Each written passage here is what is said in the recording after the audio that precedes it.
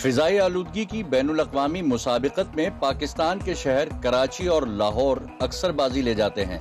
मौसमियाती मसाइल पर काबू पाया जा सकता है, लेकिन तदारुक के लिए हुकूमती इक़दामात काबिले जिक्र नहीं। कराची की फिजाई आलूदगी में 60 से 65% बेहंगम और धुआंधार ट्रांसपोर्ट का बुनियादी किरदार है। बकाया मानदा आलूदगी सनती फुजले और तूलो अर्ज में फैले कचरा कुंडियों से पैदा हो रही है। आज की गिरफ्त एपिसोड में फिजाई आलूदगी के हसास मौजू पर आवाज उठाई जा रही है। कराची में इस बार मौसम खिजा में ही बहार आई है और कराची के दरख्तों पर ऐसे फूल लदे हैं जो कभी न देखे न सुने। आइए आपको दिखाते हैं।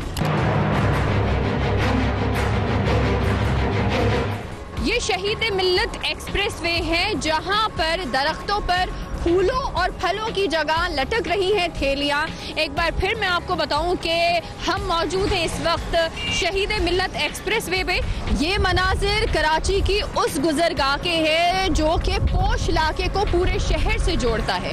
ये पूरा इलाका, ये सड़क अब एक कचरा कुंडी का मंजर पेश कर रही है।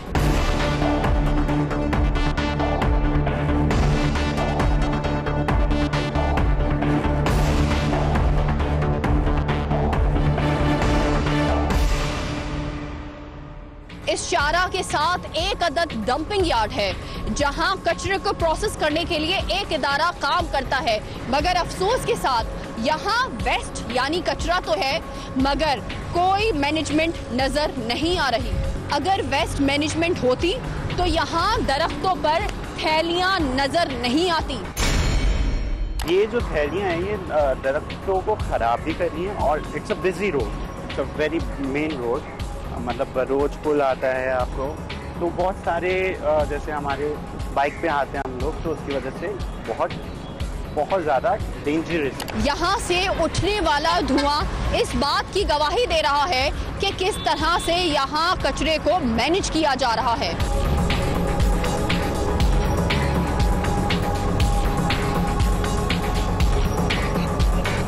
पाकिस्तान के तमाम शहर, ख़ास तौर पर लाहौर और कराची जो है वो एक दूसरे से मुकाबले में रहते हैं और अब उसमें फैसलाबाद और मुल्तान भी शामिल हो गए हैं कि कौन 1 नंबर पर होगा, कौन 2 नंबर पर होगा।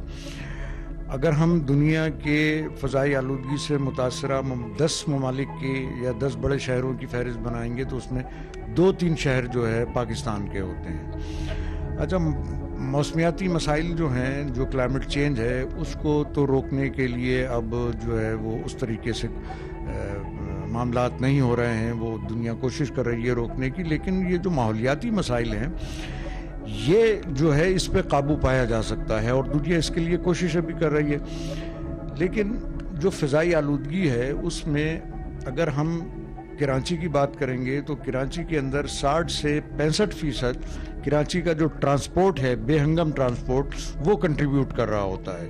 यानी गाड़ियों की तादाद बढ़ती चली जा रही है, सड़कें टूटी हुई हैं, जो उनमें पेट्रोल होता है वो नाकिस पेट्रोल है, धुआं देती हुई गाड़ियां आपको सड़कों पे नज़र आ जाएंगी। ये सबसे बड़ा कॉज है। इसके साथ साथ जो इस शहर के अंदर हज़ारों नहीं बल्कि अब तो लाखों की तादाद में जो छोटी बड़ी इंडस्ट्रीज़ हैं वो जो धुएं का अखराज कर रही हैं वो कंट्रीब्यूट कर रहा है। इसके साथ साथ गलियों में, मोहल्लों में, खुले मैदानों के अंदर जो कचरा हम जला रहे हैं वो कंट्रीब्यूट कर रहा है। अच्छा, इसमें इस कचरे में जो सबसे जो ख़तरनाक कचरा है वो है प्लास्टिक का कचरा। प्लास्टिक के मुतालिक जो है वो आपको पता है कि ये एक ऐसी चीज़ है जो 500 से 1000 साल तक इसको ज़मीन में भी दफन कर दें तो ये जो है वो ख़त्म नहीं होती है। इसका कचरा जो है वो बहुत ही ज़्यादा ख़तरनाक होता है, उसमें इतने ज़्यादा ख़तरनाक केमिकल्स होते हैं कि वो आप उसका तसव्वुर भी नहीं कर सकते हैं। अच्छा, इसी प्लास्टिक के कचरे के साथ एक तो आम प्लास्टिक का कचरा है जो प्लास्टिक की थैलियों की सूरत में आपको रोडों पे नज़र आता है, एक वो कचरा है जो हमें आपको नज़र नहीं आता और वो कचरा है हॉस्पिटल वेस्ट का। हॉस्पिटल वेस्ट की जो प्लास्टिक है वो इंतहाई खौफनाक तरीन असरात मुरतब करती है, यानी कैंसर से लेके स्किन डिजीज़ से लेके फेफड़ों की बीमारियों से लेके हार्ट अटैक से लेके, यानी आप कौन सी ऐसी बीमारी है जो इन प्लास्टिक के कचरे की वजह से जो है वो पैदा नहीं होती है। तो ये तमाम अवामिल हैं जो इसके साथ साथ जो है वो हमारे यहाँ जो बेहंगम तामीरात हो रही हैं कंस्ट्रक्शन की, उनका जो गर्द गुबार है वो इसके अंदर कंट्रीब्यूट करता है। अच्छा, ये हम कह देते हैं कि जी हवा आनी बंद हो जाती है तो उसकी वजह से ये होता है, वो यकीनन एक फैक्टर है, उस फैक्टर को हम नज़रअंदाज नहीं कर सकते, लेकिन ये बुनियादी फैक्टर हैं। यानी ट्रांसपोर्ट जो है 62-65% जब कंट्रीब्यूट कर रहा है तो बहुत बुनियादी फैक्टर हुआ ना। कचरा तो कचरा, मगर ये प्लास्टिक बैग्स जिन पर न जाने कितनी बार पाबंदी आयद हो चुकी है, मगर क्या आपको किसी किस्म का अमल दरामद नजर आता है? सिवाय चंद बड़े डिपार्टमेंटल स्टोर्स के आपको हर ठेले, हर पतारे, हर दुकान पर यही प्लास्टिक बैग्स नजर आएंगे, जिसका भयानक नतीजा आपके सामने है।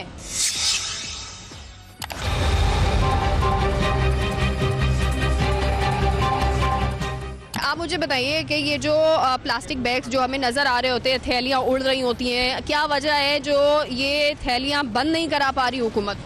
हुकूमत तो कोई बंद नहीं कर पा रही, उल्टा हॉस्पिटलों का और पता नहीं कहाँ का कचरा ये कचरा कुंडी में लाके फेंकते हैं।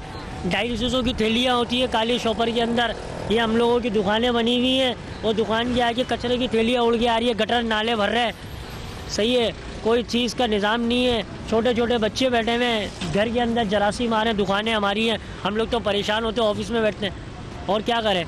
यहाँ हुकूमत से अपील है कि थैलियाँ वेलियाँ बंद करवाए। दुनिया के आलूदा तरीन शहरों में इस वक्त शामिल हो चुके हैं, यानी हम इतने ज़्यादा, हमारे मुल्क में इतनी ज़्यादा गंदगी है कि हम अब गंदे शहरों में शामिल हो गए हैं। तो उस पर आप क्या?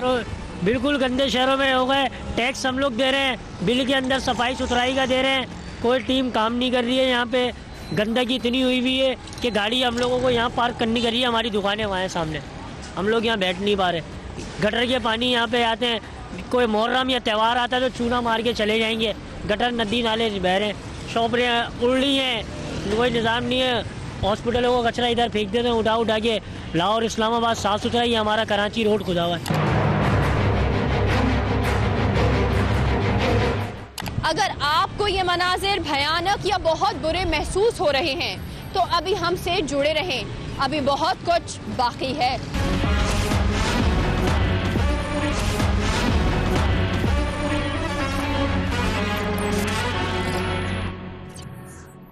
मैं मौजूद हूँ महमूदाबाद नाले पर, यहाँ जरा कैमरा कीजिए।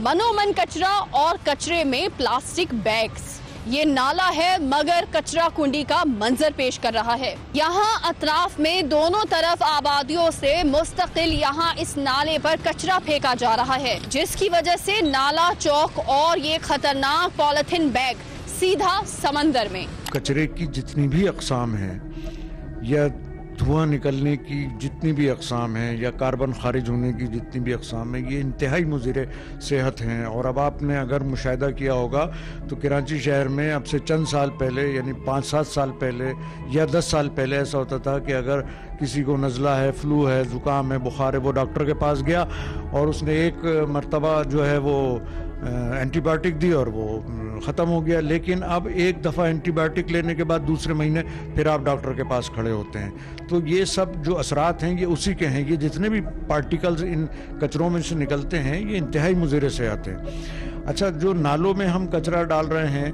वो ना सिर्फ हमारे जो है वो समंदरों में जा रहा है, बल्कि उसके साथ साथ जो हमारी इंडस्ट्रीज़ का जो वेस्ट है बग़ैर ट्रीट किया हुआ वो भी जो है समंदर में जा रहा है और उसकी कोई रोकथाम नहीं है। यानी सूरत हाल ये हो चुकी है कि हमारे जो कराची के साहिल के हैं, अगर आप उनमें जाएंगे तो पानी काला हो चुका है। यानी वहाँ जो है लोग अभी भी नहा रहे होते हैं, जाहिर है उन लोगों के पास और कोई तफरी नहीं है। लेकिन जो माहीगीर हैं वो हमें ये बताते हैं कि अब जो मछलियाँ हैं वो यहाँ से 20 किलोमीटर, कोई कहता है 50 किलोमीटर यहाँ से जा चुकी हैं। यानी वो अब हमारे साहिलों के नज़दीक हमारा पानी इतना गंदा हो चुका है कि वो यहाँ नहीं आती हैं और दुनिया के गंदे तरीन साहिलों में हमारे कराची के जो साहिल हैं उनका शुमार होने लगा है। तो जाहिर है कि ये आलूदगी जो है वो माहौलियाती आलूदगी वो ना सिर्फ हमारे समंदरों को ख़राब कर रही है, बल्कि शहर की जो फ़ज़ा है उसको बदतरीन बना दिया गया है। यानी बनाई नहीं जा रही है, अब तो बदतरीन बन चुकी है। वैसे तो मेगा सिटी कराची का चप्पा चप्पा कचरा कुंडी का मंजर पेश कर रहा है, लेकिन लियारी गार्डन, अकबर रोड और इब्राहिम हैदरी अपनी मिसाल आप हैं। इस वक्त हम गार्डन में मौजूद हैं और मैं आपको बताऊं कि ये मेरे पीछे आपको नज़र आ रहा होगा कि यहाँ पर जो है वो किस तरह से गलाजत जो है वो मौजूद है। पूरा जो ये गटर का पानी है वो रोड पर निकल आ रहा है। अगर आप मेरे साथ है तो मैं आपको मज़ीद भी दिखाऊं कि ये आपको नज़र आ रहा है। ये देखें कि किस तरह से ये जो है वो पूरी गटर की गंद है जो कि बाहर जो है वो आ रही है। इसके साथ ही ये आपको नज़र आ रहा है वहाँ गटर उबल रहे हैं, गटर पूरे बाहर आ रहे हैं। और यहाँ पर ऐसा नहीं है कि यहाँ पे रिहायशी लोग नहीं है, ये एक रिहायशी इलाका है और पूरे वो देखें आपको बच्चे नज़र आ रहे हैं। ये पूरा इमारतें, कारोबार लोग यहाँ पे कर रहे हैं और तमाम तर ये पूरी सड़क जहाँ से आपको नज़र आ रही है, ना सिर्फ सड़क टूटी हुई है, उसके बावजूद ये देखें कि सड़क टूटने के साथ ही जो ये गटर हैं वो पूरे उबल रहे हैं।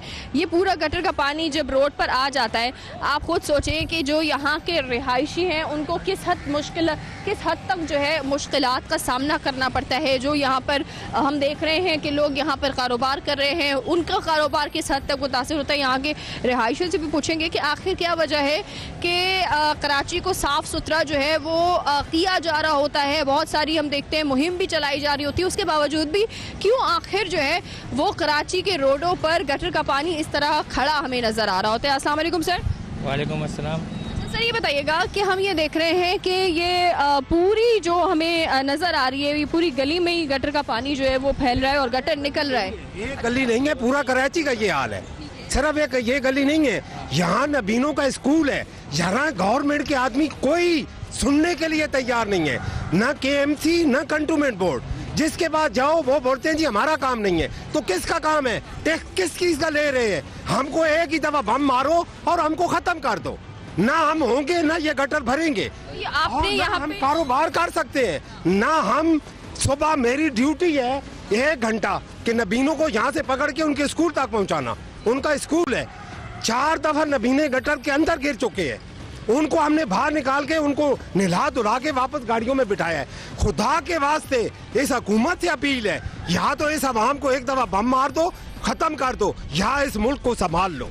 अगर इस मुल्क में रहना है हमको तो कम से कम इस गटर का निजाम तो हमें दे दो। ना हमारे पास रोड है, ना हमारे पास गटर है, ना हमारे पास बिजली है।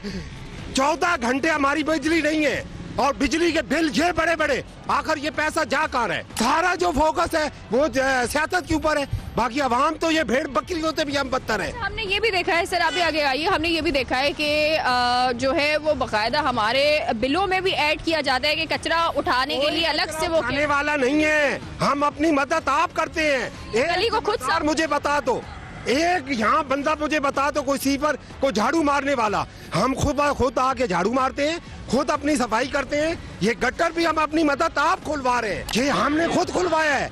जमादार बुला के हजारों रुपया दे के हम गटर खुलवा, लेकिन गवर्नमेंट कोई हमारी जो है तवज्जो नहीं दे रही, ना हमारे पे कोई देखने आता है। तो ये जो यहाँ पे पूरा सड़क है हम देख रहे हैं, यहाँ पे पानी बाकायदा गटर उबल रहे हैं, पानी बाहर निकल रहा है। तो ये तो जब बरसात होती है, जब बारिश आती है तो फिर क्या? यहाँ कश्तियाँ चलती हैं, कश्तियाँ चलती हैं। यहाँ पे कोई पुरसाने हाल नहीं है इस मुल्क का। इस मुल्क का जो है ना अल्लाह ही है जो हमको चला रहा है। 2 वक्त की रोटी भी हमारी चली गई, हम 2 वक्त की रोटी भी नहीं खा सकते। कारोबार हमारे तबाह बर्बाद हो चुके हैं। सर आप बताइए कि यहाँ पर सर ने अभी कहा कि ये जो गटर उबल रहे हैं वो जो है वो भी आप लोग खुद खुलवा रहे हो, तो इंतजामिया जो यहाँ पर होती है उनका क्या काम है? वो क्या आप लोगों की शिकायत नहीं? वो आते हैं, देखते हैं और चले जाते हैं। के लिए तैयार नहीं, बस यही करते हैं। वो आते हैं, देखते हैं, चले जाते हैं। फलां को भेज देंगे, फलां को भेज देंगे, कोई नहीं आता। हाँ ये देखे, अगर ये हाल थोड़ी होता। ये जो सूरत हाल आप देख रही है, ये अगर आते वो यहाँ पे काम होता तो ये सब ये मामलात नहीं होते। यहाँ कोई पूछता ही नहीं, यहाँ सिर्फ वही चल रहा है कि अभी चलान इतने का हो गया, उस पर फोकस कर रहे हैं। अवाम दूसरे तरीकों से मरे, कोई वो नहीं है। बस ये चीज़ें होनी चाहिए। फोकस है भाई, रोड सही करें, रोड सही तो करें। हाँ 200 का चलान वो 2000 का हो गया, ठीक है ना? तो ये कोई तरीक़ेकार थोड़ी है। आप सब देख रहे हैं कि बस जिस तरीके से इनकी जेबों से पैसा निकाला जाए। आजकल जो है वो हमारे पास जो पेशेंट आ रहे हैं, एक तो मलेरिया और डेंगू के हैं पेशेंट, इसके अलावा दूसरा आजकल जो हमारे कराची में एनवायरमेंटल फैक्टर बहुत ज़्यादा डस्ट है, बहुत ज़्यादा जो है एलर्जी उसकी वजह से फैल रही है, तो उसकी वजह से chest infection plus sore throat के पेशेंट जो हैं वो बहुत ज़्यादा कंप्लेन के साथ इवन हॉस्पिटल में और हमारे आसपास भी जो लोग हैं बहुत ज़्यादा गला ख़राब, सीना ख़राब, खांसी की कंप्लेन के साथ हमारे पास आ रहे हैं उसकी वजह से। तो सबसे मेन तो ज़ाहिर है हमारा जो इन्वायरमेंट है उसको सही होना चाहिए, उसी की वजह से ये सारी प्रॉब्लम्स हो रही हैं, इतनी डस्ट है। ओवरऑल जो एनवायरनमेंट है पाकिस्तान में भी है, दूसरे मुल्कों में भी है, इसके जो एनवायरनमेंट की ख़राबी है उसकी वजह से मुख्तलिफ़ किस्म के इन्फेक्शन हो रहे हैं, जिनका ताल्लुक सांस की बीमारियों से है, स्किन की बीमारियों से है, यानी ओवरऑल ये ह्यूमन हेल्थ को असर कर रहे हैं।